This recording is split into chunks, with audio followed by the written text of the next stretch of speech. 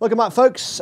Good jumping on Saturday at Haydock, where astonishingly, the ground I'm looking at here says good to soft, soft in places, which is basically firm by Haydock standards. Yeah, I haven't seen that for a long time. No, for a winter, well, not winter anymore, but a jump season meeting. Yeah, all these, the Challenger Series final, tons of 50 grand handicaps across the card, really competitive stuff.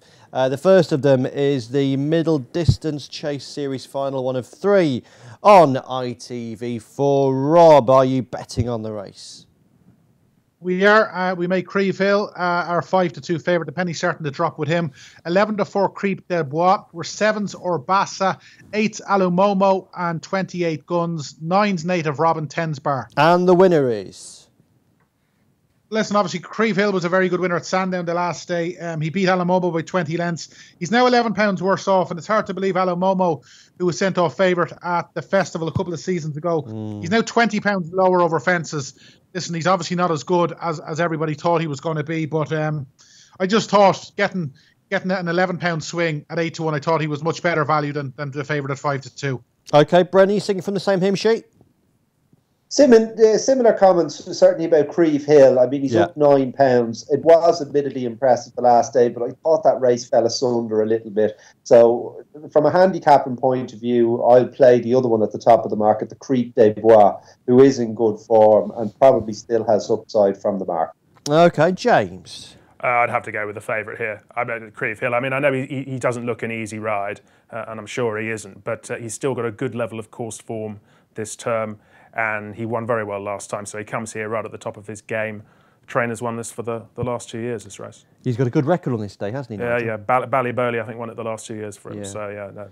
But he's not represented, James, in the 2-mile hurdle series final that comes up at 2:40. Mm-hmm. No, this is a tricky one here. I've in the end decided with Dan Skelton's brilliance in 2-mile handicap hurdles and gone for the bottom weight, Ho Royale.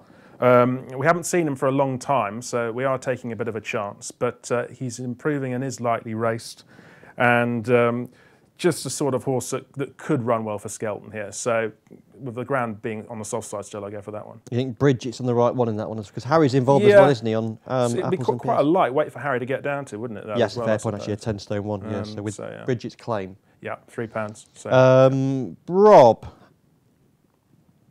Pretty trappy, as we've already heard. I just thought G2 Balco at 7-1 might be a bit of value. Takes a good step down, ran a long way at Sandon in the Imperial Cup in his most recent start. He's been running in much better races than this, and he's got a good Haydock record. He's 2 from 3 at Haydock.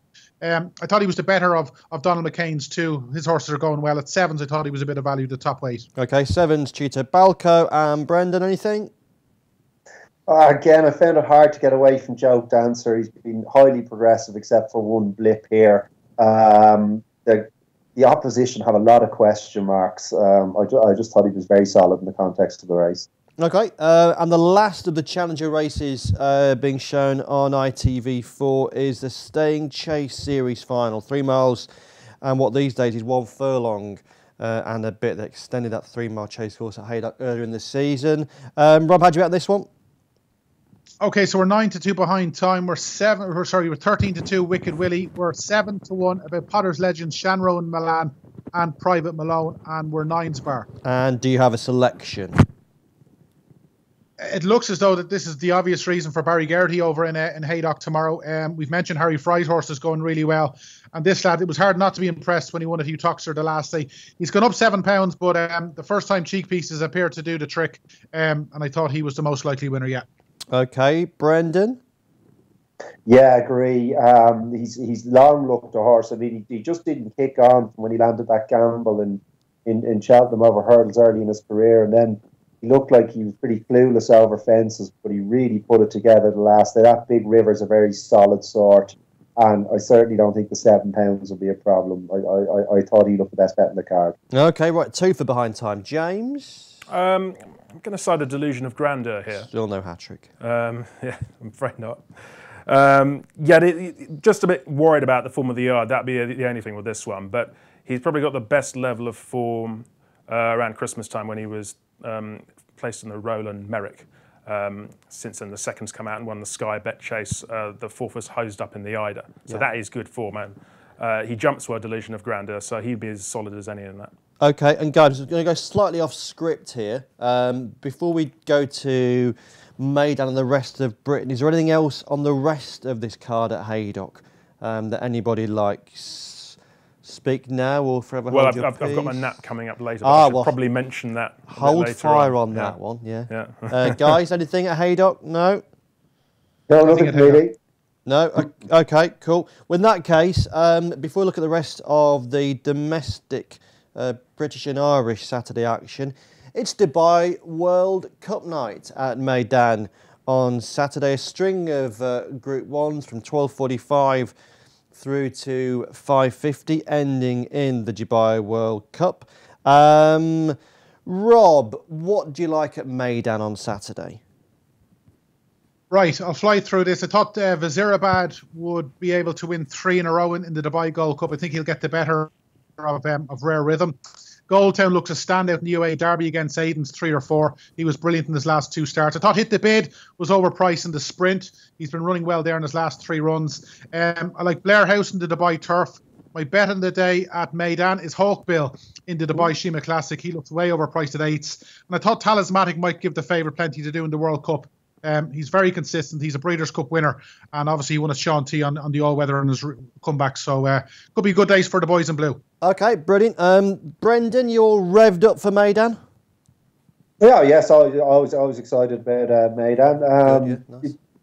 I don't find it a particularly successful punting ground. There was one I liked in the 5:10, the Poet's Word, who has a really steady improvement curve at the typical Michael Stout horse. He's up in trip to a 1.5, which I think will help. Yeah. And I like the long straight. I like the long stray for him as well. I thought he was a fair price, around 4-1.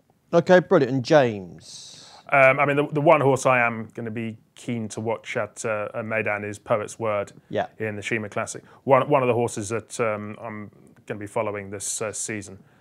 He ran some really nice races towards the end of last term when the ground probably wasn't in his favour, and we know what an ace Sir Michael Stout is as an improving horse as they get older. It's just so obvious, isn't it? A stouty horse like that with that sort of profile this year. Absolutely what, typical type of horse that he really gets Group 1s out of. Yeah, absolutely. Yeah. Okay, so a lot of love then for Stouty's horse in the Shima Classic. And guys, before we finish on Saturday, anything anywhere else? We've got racing at Chelmsford, Cork, Carlisle. It's a Rosebery at Kempton, not on the telly this year. I'll be going there. Also the Magnolia Stakes. Go on, James. Well, I'm just saying I'll be going there because my family's got a horse running there. So, go on. What have you got? Casper the Cub. Right. I don't actually know what time it's at, I'm afraid. Just I should know, but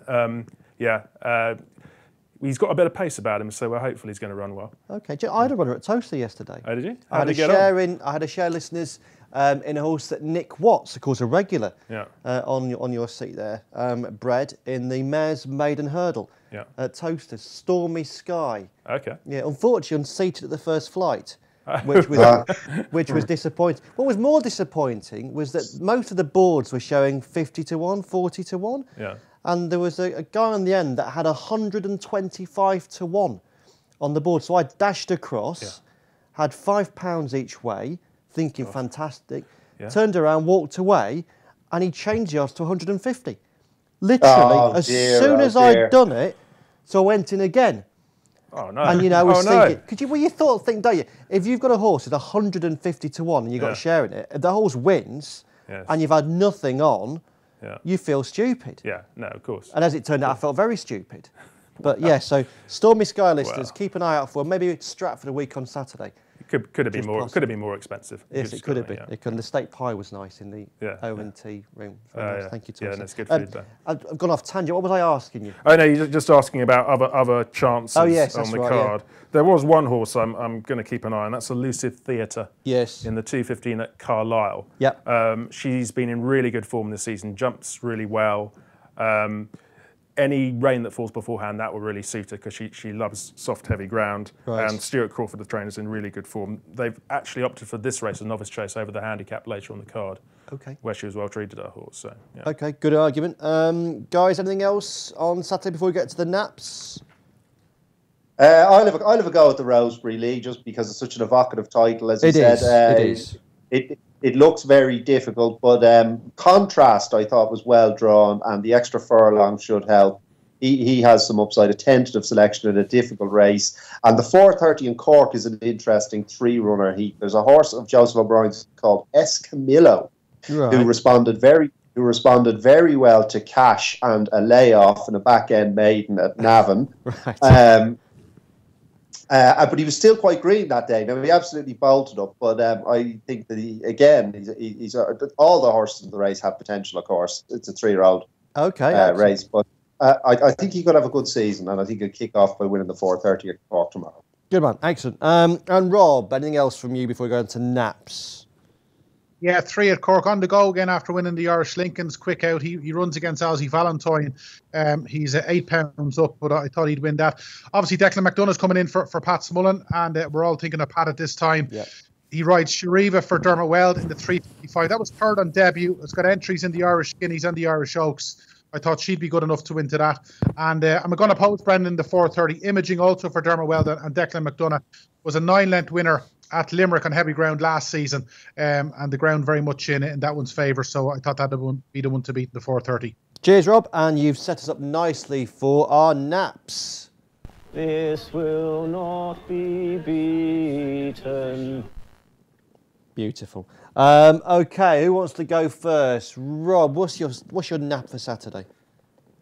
Right, I'm going to go to Musselburgh at 3 o'clock at the Yama, the horse that me and Brendan liked. I thought he was a good thing in the 3 o'clock. Yeah, you were keen on him. Brendan? 3:15 Haydock, behind Pine. Lovely. And James? I'm going to go for Ron's Dream in the 5 o'clock at Haydock. She had the best form of these mares over hurdles, and she's really taken to fences. And any rain that falls beforehand, that will play into her hands as well. Real good, tough sort. Fabulous. Okay, guys, that's 3 naps for you for Saturday. After the commercial break, we'll move to Sunday.